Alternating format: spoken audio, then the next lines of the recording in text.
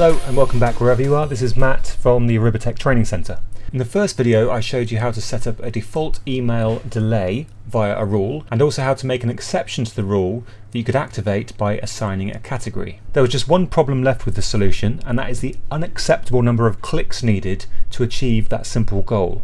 3 clicks is just not acceptable for someone trying to speed run a process. But luckily we know that categories is a function that Outlook understands, and therefore we were going to employ the use of very simple VBA code to make a macro to select a specific category value. We will then apply that macro to our quick access toolbar so that we can set a category with just one click.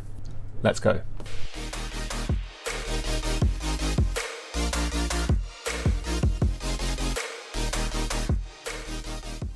There are 2 ways to access the VBA screen. One is by pressing Alt F11, and one is through the developer ribbon. If you don't see the developer option, you can right-click the ribbon and choose to customize it.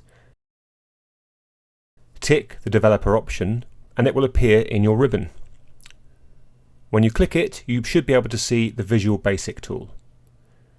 With the Visual Basic screen open, right-click the top-level object and choose to insert a new module.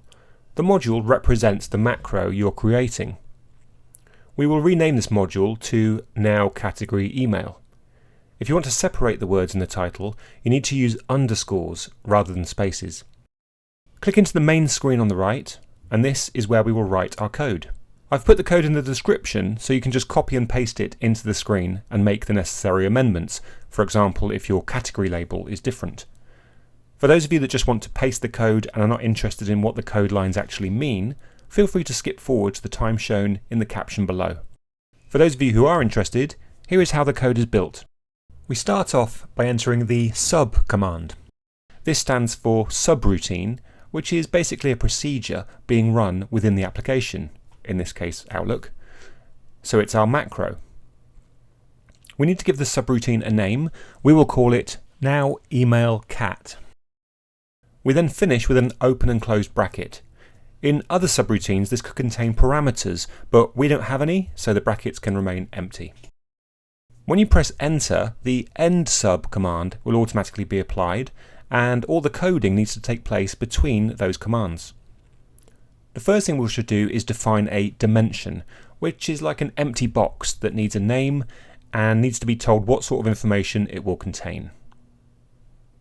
In this case we will label it as new email and tell the system that it will be populated by a mail item.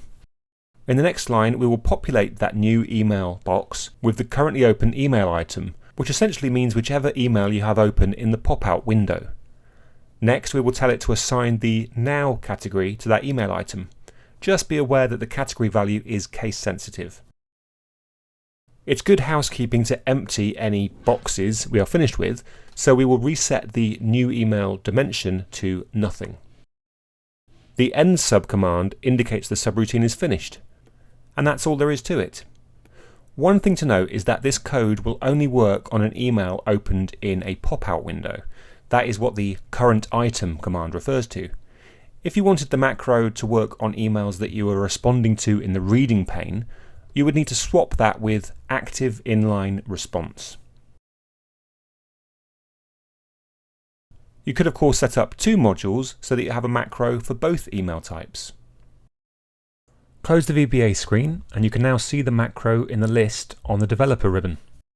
And if I click it, you can see that the Now category has been applied to my open email. Let's add that as a quick access toolbar button.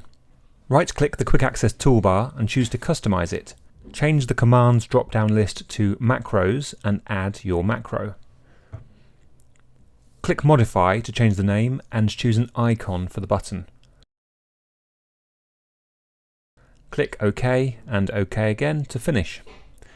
You now have a button that will apply the relevant category in a single click. Job done. I hope this video has been useful to you, either directly or as an inspiration to create your own macros using VBA, and I hope to see you on the next video. As always, thanks for watching.